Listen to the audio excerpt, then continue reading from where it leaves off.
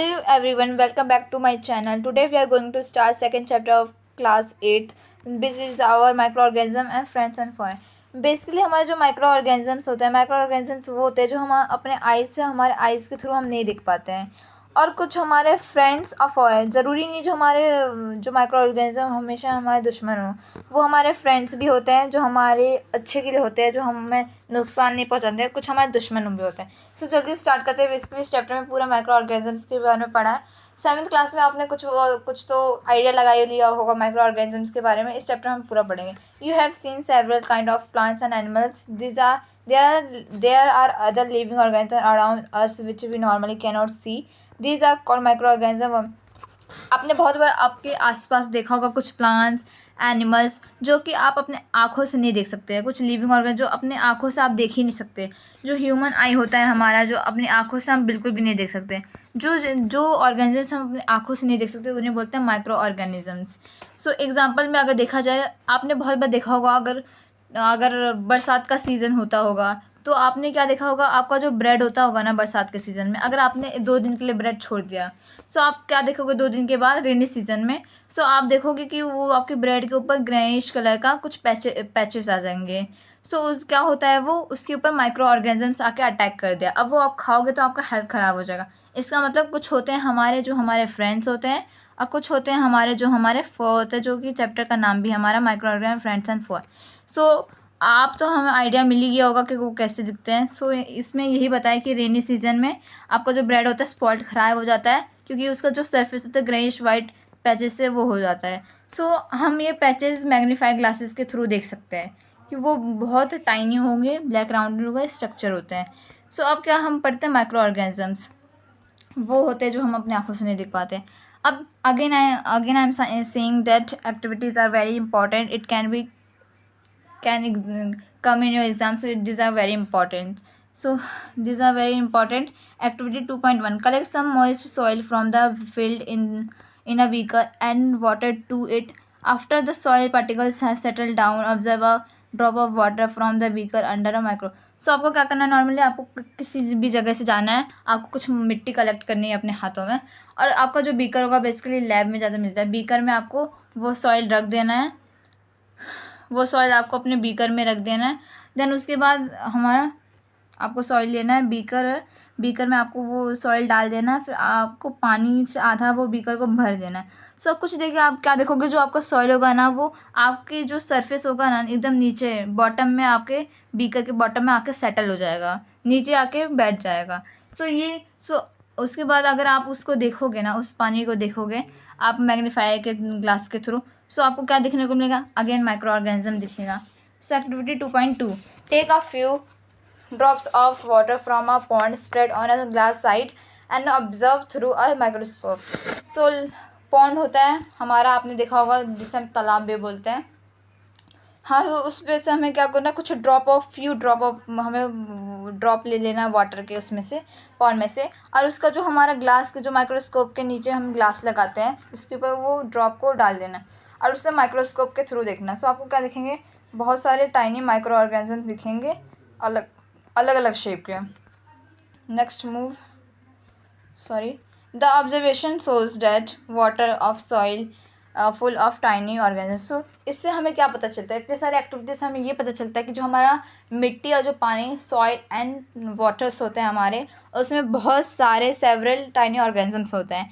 So through not all them fall into category of micro. So ये सारे जितने भी माइक्रो ऑर्गेनिज्म ये केवल एक ही कैटेगरी के नहीं होते, अलग कैटेगरी में लोग डिवाइडेड होते हैं। दीज माइक्रोऑर्गेनिज्म व microbes are also small in size. मैंने पहले भी जैसे बताया था कि बहुत स्मॉल होता है साइज़ में। They can not be seen with the unnaked eyes. ये अपनी आँखों से तो बिल्कुल भी नहीं देख सकते हम इनको अपनी आँखों से। Some of these such as fungus that grow on bread can be seen with magnifying glasses. So मैंने पहले बताया था, जो अपने ब्रेड के ऊपर जो हमारे लगते हैं फंगस, वो फंगस होता है, वो अपने बैक्टीरिया के कैटेगरी में नहीं आता है। फंगस को हम अपने माइक्रो ऑर्गेनिजम्स मैग्नीफाई के ग्लास में देख सकते हैं। लेकिन सारे जितने भी हमारे जो माइक्रो ऑर्गेनिजम्स होते हैं ना, वो केवल अपने माइक्रोस्कोप से ही दिख सकते हैं हमारे। बस कुछ कुछ जो होते हैं हमारा मैग्नीफाई ग्लासेस पे शायद ही पॉसिबल होता है कुछ दिखते हैं, जैसे फंगस ऐसे कुछ दिख जाएंगे थोड़े बहुत कुछ, लेकिन बेसिकली जो हमारा जो सारे माइक्रो ऑर्गेनिज्म वो माइक्रोस्कोप से दिखते हैं। So that is why these are called micro organism, इसीलिए हम इन्हें माइक्रो ऑर्गेनिज्म माइक्रोब्स कहते हैं। सो अब हम बात करते हैं कि हमारे जो माइक्रो ऑर्गेनिज्म होते हैं ना वो 4 टर्म में डिवाइडेड होते हैं। सो कौन कौन से हैं? Bacteria, fungi, protozoa, algae. So आप इस फॉर्म में याद कर सकते हो BFPA। क्या होता है? Bacteria, fungi, protozoa, algae. ये याद कर लोगे तो इससे आपको याद हो जाएगा। सो आप कुछ देखते हैं वायरसेस भी होता है लेकिन वो उसके कैटेगरी में नहीं आता है। Viruses are also microscope but are different from other micro organism. ये भी हमारा माइक्रोस्कोप होता है लेकिन ये हमारा जो माइक्रो ऑर्गेनिज्म से अलग होता है। So they however reproduce only inside the cell of host organism. ये केवल हमारे होस्ट मतलब क्या होता है? आपने पढ़ा था 7th में, होस्ट मतलब सहारा, किसी सहारा ऑर्गेनिज्म पे जाके अटैक करते हैं। वो बैक्टीरिया हो सकता है, प्लांट हो सकता है, एनिमल, ऑफ कोर्स हम भी हो सकते हैं, including human being also. So some of the viruses shown in figure 2 point, so some of the figures are shown in figure 2.5. Common elements like cold, influenza, flu, most common cough are caused by a virus. Severe disease like polio and chickenpox are also caused. So viruses simply समझो, viruses वो होते हैं जैसे हमें कभी कभी virus हो जाता है। सो वायरस क्या करता है? वायरस की होस्ट बॉडी कौन है? वायरस की होस्ट बॉडी हम ही तो है, ह्यूमन बीइंग। क्योंकि वो वायरसेस कुछ कर नहीं रहा है, वो केवल आके एक होस्ट ऑर्गेनिज्म पे आके अटैक कर रहा है। सो वो अपने सहारा हमारा ले रहा है कि वो एक सहारे बॉडी पे आके अटैक कर दे रहा है। तो बेसिकली वो क्या कर रहा है? किसी भी होस्ट बॉडी पे आके ऑर्गेनिज्म, अब वो कोई भी हो सकता है, ह्यूमन बीइंग, प्लांट्स, एनिमल्स, सो इसके ऊपर आके अटैक कर देता है वायरसेस। सो कुछ जो हमारे जो एग्जांपल्स होते हैं जैसे कॉमन एलिमेंट्स लाइक कोल्ड, जैसे हमें कभी कभी ठंडी पड़ जाती है, फ्लू हो जाता है, खांसी आ जाती है, सारे वायरसेस ही तो करते हैं। और इसका होस्ट कौन हो गए? ह्यूमंस बींग्स, क्योंकि हमें ही तो होता है तो इसके होस्ट हमें होंगे। और कुछ सीरियस डिजीज़ मतलब कुछ सीरियस बीमारियाँ वायरसेस की वजह से होती है, जैसे पोलियो हो गया, चिकन पॉक्स हो गया, ये किसकी वजह से होता है? ये अगेन वायरसेस की वजह से होता है। So disease like dysentery and malaria caused by protozoa, हमने पढ़ा था BFPA, bacteria, fungi, protozoa, algae. ये आप याद कर लेना, बहुत ईजी है। सो प्रोटोजोआ भी माइक्रो ऑर्गेनिज्म का पार्ट होता है। इसके कुछ एग्जांपल्स हैं malaria, dysentery and typhoid, tuberculosis जिसे हम TB बोलते हैं, बैक्टीरिया डिजीज़ है। ये कुछ डिजीज़ के एग्जांपल्स हैं, एग्जांपल्स भी बहुत बार पूछ लेते हैं एग्जाम्स में। आगे चलते हैं, यहाँ पर आपको बैक्टीरिया के पिक्चर दिखे। ज़रूरी नहीं कि हर बैक्टीरिया एक ही कलर के हो, बैक्टीरिया अलग अलग कलर के होते हैं। जैसे आप यहाँ पर देख सकते हैं, यहाँ पर हमें कुछ लाइट स्काई कलर दिख रहा है, यहाँ पर पिंक कलर दिख रहा है। It is not necessary that all bacteria are always same colour and shape. तो शेप भी अलग अलग होता है, कोई हमारे बैक्टीरिया राउंड हो सकता है, कोई इस टाइप का हो सकता है, कोई हमारा अलग अलग शेप का होता है। सो ज़रूरी नहीं है कि हमारे जो बैक्टीरिया जो जितने माइक्रो ऑर्गेनिजम्स हो केवल एक ही शेप या कलर के होते हों। सो यहाँ पर एग्जांपल्स दिए हैं प्रोटोजोआ, एल्गी। एल्गी के एग्जांपल स्पाइरोजिया, और ये सारे हमारे एग्जांपल्स है। प्रोटोजोआ के है एमीबिया, पैरामीशियम, ये एग्जांपल्स है जो कि बहुत बार पूछ सकते हैं एग्जाम में, as well as MCQs also. Fungi, bread mould, penicillium, aspergillus, ये सारे एग्जांपल्स हैं। देन हमारा आता है, ये हमारा वायरसेस का है। वायरसेस ऐसे दिखते हैं, you can see as you can see in your text book. Next move, where do micro organism. अब हम सवाल उठता है कि माइक्रो ऑर्गेनिजम्स होते लेकिन कहाँ रहते, कहाँ हैं micro organisms. So next topic ये है, माइक्रो ऑर्गेनिजम्स में भी single celled like bacteria. So micro organisms हमारे सिंगल सेल होते हैं। सिंगल सेल किससे बोलते हैं? अगेन सिंगल सेल की सेल सबसे पहले तो ये समझो सेल क्या होता है। सेल हमारे बॉडी में होता है, बहुत सारे सेल को मिला के ही हमारा टिश्यू बनता है, और बहुत सारे टिश्यू को मिला के एक ऑर्गन बनता है, और बहुत सारे ऑर्गन को मिला के हमारा ह्यूमन बीइंग मतलब एक बॉडी बनता है। सो सेल वो होता है, बहुत स्मॉल यूनिट होता है अपने बॉडी का, उससे क्या होता है? तो सिंगल सेल। तो जो बैक्टीरिया होता है वो सिंगल सेल होता है, और कुछ एल्गी प्रोटोजोआ वो हमारे मल्टी सेलुलर होते हैं, जैसे एल्गी हो गया, फंगी हो गया। So they live in all type of environment. So bacteria, microorganism can live in all type of environment. Rather it can be ice cold, it can be hot climate, it can be desert to the marshy lands. ये हमारे बहुत ठंडी से बहुत और गर्मी से गर्मी जगह से, रेतीले जगह से लेके हमारे घास फूस जगह तक ये रह सकते bacteria. This can live in all conditions. They are also found inside the bodies of animals including humans. Some microorganisms grow on other organisms while exist-free. ये हमारे बॉडीज़ में भी बैक्टीरियाज होते हैं, बॉडीज़ में भी बैक्टीरियाज हमारे होते हैं। माइक्रोऑर्गेनिजम्स अस, माइक्रोऑर्गेनिजम्स और हम। Microorganisms play an important role in our life. Microorganism बहुत बड़ा रोल हमारे लाइफ में निभाते हैं। Some of them are beneficial in many ways. बहुत सारे माइक्रोऑर्गेनिज्म, मैंने पहले बताया था, हमारे कुछ फ्रेंड होते हैं और कुछ हमारे फॉ होते हैं। सो ये हमारे बहुत जगह पे हमारे माइक्रोऑर्गेनिजम्स हेल्प करते हैं, जिससे हमें लाभ मिलता है। So where as some others were harmful and costlies. एक जगह देखा जाए हमें बहुत लाभ मिलता है कुछ माइक्रोऑर्गेनिज्म, और दूसरी तरफ देखा जाए ये बहुत हमारे लिए बहुत बार बीमारियां पैदा करते हैं। Let us study about them, इनके बारे में पढ़ते हैं। सो हमारा पहला टॉपिक आता है फ्रेंडली माइक्रो ऑर्गेनिज्म। फ्रेंडली मतलब हमारे दोस्त जो माइक्रो ऑर्गेनिज्म होते हैं, जो हमारे अच्छे के लिए होते हैं, जो हमें हार्म नहीं पहुंचाते हैं। So micro organism are use for various purpose. ये हमारे बहुत सारे पर्पस में यूज़ होते हैं। They are use in the preparation of curd. ये हमारे कर्ड, ब्रेड, केक में भी यूज़ होते हैं। क्या होता है कर्ड? मतलब हमें दही, ब्रेड में और केक में यूज़ होता है। Micro organism have been use for the production alcohol since. बहुत साल पहले से भी ये माइक्रो ऑर्गेनिज्म हमारे अल्कोहल में, प्रोडक्शन अल्कोहल में यूज़ होता है। So they are use in cleaning up of the environment. For example the organic waste, vegetable peel, remain of animal feces, etc. are broken down into harmless and usable substances by bacteria. So क्या होता है, ये हमारे friendly होते हैं, ये हमें बिल्कुल भी हार्म नहीं करते। क्या करते हैं? ये हमें हार्म नहीं पहुंचाते। These are harmless micro organisms. So हमारे बहुत जगह यूज़ होता है, जैसे क्लीन अप, हमारे इन्वायरमेंट को क्लीन करना है तो वहाँ यूज़ होता है। एग्जाम्पल में वेजिटेबल पील दिया है, ये हार्मलेस होते हैं, मतलब हमें हार्म नहीं पहुँचाते हैं, और ये क्या होता है, यूजेबल होते हैं। Recall the bacteria that are also use in the preparation of medicine. तो कुछ बैक्टीरिया होते हैं जो हमें मेडिसिन, जो हमारी दवाइयाँ में भी यूज़ करते हैं, जो डॉक्टर्स यूज, जैसे हमारा पेंसिसिलियम हो गया। और उसके बाद in agriculture they are use to increase soil fertility by fixing nitrogen. हमारा जो एग्रीकल्चर, खेती में भी हमने इसके प्रीवियस चैप्टर में पढ़ा था, क्रॉप प्रोडक्शन मैनेजमेंट, हमने क्या पढ़ा था कि हमारा राइजोबियम एक बैक्टीरिया जो कि हमारे एटमॉस्फेरिक नाइट्रोजन को फिक्स करके रखता है। सो सॉइल फर्टिलिटी के लिए भी हमारा नाइट्रोजन हेल्प करता है, बैक्टीरिया हेल्प करता है, उसका नाम राइजोबियम। Making of curd. अब हम देखते हैं कि ये हमारे कर्ड में भी यूज़ होता है फ्रेंडली बैक्टीरिया। कर्ड मतलब दही, जिसको हम लैक्टोबैसिलस बोलते हैं। लैक्टोबैसिलस हमारा यूज़ होता है। You have learn in class 7 that milk is turn into curd by bacteria. हमने क्लास 7th में पढ़ा था, अपने प्रीवियस क्लासेस में पढ़ा था कि जो हमारा दूध है वो दही में कैसे कन्वर्ट होता है, बैक्टीरिया की वजह से। बैक्टीरिया, उस बैक्टीरिया का नाम है लैक्टोबैसिलस। सो पहले ने सोचा कि I saw that my mother added a little curd to warm milk to get. So उसने देखा कि उसकी मम्मी ने एक बार दूध, थोड़ा वार्म दूध होता है, मतलब थोड़ा गर्म दूध में, उसमें उसकी मम्मी ने थोड़ा सा दही मिलाया, और सुबह देखा कि दही वो बन भी गया। सो उसके उस क्वेश्चन आया कि ये कैसे बना। सो हम देखते हैं, curd contains several micro organism. जो हमारे जो दही होते हैं, बहुत सारे माइक्रो ऑर्गेनिजम्स लेते हैं। Of this the bacterium lactobacillus promote the formation of curd. उस बैक्टीरिया का नाम क्या है? उस बैक्टीरिया का हमारा नाम है लैक्टोबैसिलस। ये हमारा बहुत बार एमसीक्यूज में पूछ सकते हैं। तो लैक्टोबैसिलस हेल्प करता है हमारा दूध को दही में बनाने के लिए।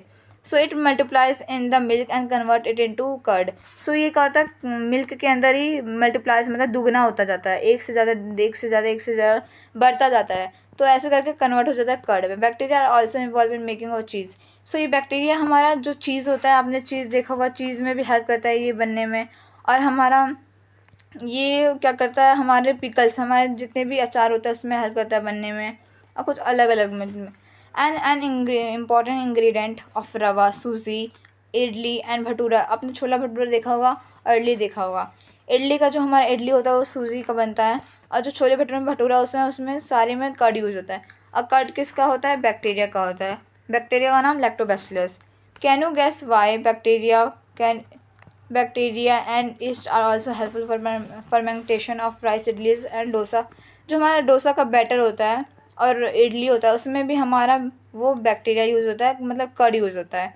कर्ड से मतलब हमें बैक्टीरिया हो जाएगा। आगे एक एक्टिविटी दिया है। Activity again I am saying activities is very important. Take half K G of, हमें हाफ के जी फ्लावर आटा लेना है, आटा या मैदा ले लेना है। उस आटे के अंदर हमें कुछ चीनी मिला देना है और कुछ गर्म वाटर मिला देना पानी में, and a small amount of yeast powder. आपने अपने घर पे देखा होगा आपकी मम्मी को ईस्ट पाउडर ऐड करती होंगी, या तो शॉपकीपर से शॉप में मिल जाता है। देन ऐड करने के बाद हमें क्या करना है, उस डो को हमें गूंथना है, सॉफ्ट डो बना देना है। What do you observe after 2 hours के बाद आप क्या ऑब्जर्व करते हो? 2 आवर्स के बाद क्या ऑब्जर्व करते हो ये आपको यहाँ पे बताना है। So did you find the dough rising? So आपने जब 2 घंटा पहले आपने जब उसे गूथा था तो ऐसा था, अब जब 2 घंटे के बाद आप देखते हो वो फूल जाता है, राइजिंग। ऐसा क्यों होता है? वो ईस्ट की वजह से होता है। So yeast reproduce rapidly and produce carbon dioxide. Carbon dioxide का केमिकल फार्मूला होता है CO2, जो कि हमने पढ़ा है। सो वो क्या होता है, जो ईस्ट होता है वो रैपिडली इंक्रीज होता है, कार्बन डाइऑक्साइड हमारा प्रोड्यूस करता है। इस वजह से जो हमारा जो आटा का जो बबल्स होता है गैस के फॉर्म में वो फूल जाता है, इससे इसका वॉल्यूम इंक्रीज हो जाता है। हमने कल देखा था 2 घंटे पहले कितना थोड़ा सा था, और 2 घंटे के बाद हमारे आटे फूल गए। सो क्यों होता है? Because of the yeast. So जो हमारा ईस्ट होता है वो बहुत जगह यूज़ होता है, जैसे हमारे बेकिंग इंडस्ट्री में यूज होता है, जैसे ब्रेड, पेस्ट्रीज एंड केक में भी यूज़ होता है। और commercial use of micro organism पढ़ते हैं। Micro organism are used for the large scale production of alcohol, wine, acetic acid. So हमारा जो माइक्रो ऑर्गेनिज्म है तो वो हमारा अल्कोहल, वाइन, एसिटिक एसिड, मतलब वो हमारे विनेगर में होता है, सिरका वो जिसे बोलते हैं। इसमें ये सारे में भी ईस्ट हमारा यूज़ होता है। So yeast is use for commercial production of alcohol and wine. So yeast हमारा यूज़ होता है अल्कोहल और वाइन का प्रोडक्शन में। For this production yeast grow on natural sugar present in the grain like barley. तो क्या होता है, हमारा ईस्ट कहाँ से प्रोड्यूस होता है? नेचुरल शुगर की वजह से होता है, जो कि हमारा प्रेजेंट होता है ग्रेन्स के जैसे बार्ले हो गया, वीट हो गया, राइस हो गया। सो आगे चलते हैं। This smell of alcohol as sugar has been converted into alcohol by yeast. The process conversion of sugar into alcohol, जो एक प्रोसेस होता है, एक्टिविटी भी दिया हो उसमें प्रोसेस में क्या होता है कि बेसिकली यहाँ पर एक एक्टिविटी हमारे यहाँ दिया है कि take 500 ml of beaker filled up to 3। हमें 500 का बीकर लेना है, 3/4 पानी हमें उसमें भरना है, और 2 से 3 चम्मच हमें उसमें पानी डालना है, 2 to 3 टीस्पून ऑफ शुगर, चीनी डाल देना है, और and half a spoon of yeast powder, थोड़ा ईस्ट पाउडर भी डाल देना है। तो वो क्या बन जाएगा? एक शुगर सॉल्यूशन बन जाएगा। So keep it covered with a warm place for 4-5 hour. So उसके बाद इस सॉल्यूशन बनने के बाद आप 4 to 5 आवर के लिए आप इसको किसी वार्म कंडीशन में रख दो, सेफ जगह। ना smell the solution, can you get a smell? तो उसके बाद आप क्या देखोगे, कुछ 4-5 घंटे बाद आप देखोगे वो सॉल्यूशन को स्मेल करना। सो स्मेल कैसा आएगा? So this is the smell of alcohol. Alcohol का स्मेल आएगा, sugar has been remove converted into alcohol. जो शुगर है वो अल्कोहल में कन्वर्ट हो जाता है। सो ये प्रोसेस जो होता है जो शुगर को अल्कोहल में कन्वर्ट करता है उसे बोलते हैं फर्मेंटेशन। सो यहाँ पर this are very most important scientist name. This are very important, this can be आज in your MCQs questions in your exams. So Louis Pasteur होता है वो डिस्कवर करते हैं फर्मेंटेशन का प्रोसेस, कब? 1857 में, बहुत बार पूछ लेते हैं। सो मेडिसिनल यूज़ ऑफ माइक्रो, अब पढ़ते हैं कि माइक्रो ऑर्गेनिजम्स हमारे दवाइयों में कैसे यूज़ करते हैं। Whenever you feel ill the doctor may give you some antibiotic tablets. जब आप बीमार पड़ते हैं तो आपने बहुत बार देखा होगा कि आपको जो डॉक्टर्स होते हैं एंटीबायोटिक के टैबलेट्स देते हैं या कैप्सूल या तो इंजेक्शन देते हैं, सच एज पेंसिसिलिन बोलता है, पेंसिसिलिन से बनता है। The source of these medicine, again इस किससे बनता है? ये माइक्रो ऑर्गेनिज्म से बनता है, तो इसका सोर्स माइक्रो ऑर्गेनिजम्स हो जाएगा। दीज मेडिसिन किल और stop the growth of disease causing micro organism such antibiotics. इसका मोटिव क्या होता है? ये इसलिए बनाया जाता है ताकि ये जो मेडिसिन होते हैं हमारे जो डिजीज़, जितने भी माइक्रो ऑर्गेनिज्म जो डिजीज़ होता है उसे किल कर देते हैं या तो स्टॉप कर देते हैं उनका ग्रोथ, तो उन्हें बोलते हैं, उस ऐसे मेडिसिन को बोलते हैं एंटीबायोटिक्स बोलते हैं। These days a number of antibiotic are being produce from bacteria and fungi. आज की अगर देखा जाए कि बहुत सारे हमारे बैक्टीरिया और फंगी से हमारे बहुत सारे एंटीबायोटिक हमारे प्रोड्यूस होते हैं। तो कुछ एग्जांपल दिए हैं, स्ट्रेप्टोमाइसिन, और यहाँ पर कुछ एग्जांपल दिए, erythromycin are the some of the commonly known antibiotic which are made from fungi. ये कुछ एग्जाम्पल जो हमारे फंगी बैक्टीरिया में है। The antibiotic are manufacture by growth specific micro organism and are use to cure a variety of disease. ये generally इसलिए बनाया जाता है कि कुछ जो डिजीज़ होते हैं उसको स्टॉप करने के लिए या तो किल करने के लिए। Antibiotic are even mix with the livestock poultry to check micro organism infection in animals. They are also use to control many plants diseases. तो यहाँ पर हमने एक साइंटिस्ट का यहाँ पढ़ लेते हैं। यहाँ पर ये हमारे अलेक्जेंडर फ्लेमिंग है, जो कि 1929 को इन्होंने ये हमारा ऑब्जर्व किया था कि जो हमारा एंटीबायोटिक के बारे में ये वही है। सो अगेन है हमारा वैक्सीन। सो वैक्सीन के बारे में हम अपने अगले वीडियो में पढ़ेंगे। सो आज पार्ट 1 में इतना काफ़ी था। पार्ट 2 इसके बाद एक और वीडियो आएगा पार्ट 2 में, जिसमें हम पढ़ेंगे अपने वैक्सीन के बारे में। हम उसमें देखेंगे कि वैक्सीन कैसे इंपॉर्टेंट है हमारी लाइफ में, हमें कैसे उसे यूज़ करना चाहिए वैक्सीन के बारे में। So this for all, thank you. I hope you like today's video. Please like and subscribe our video, and goodbye.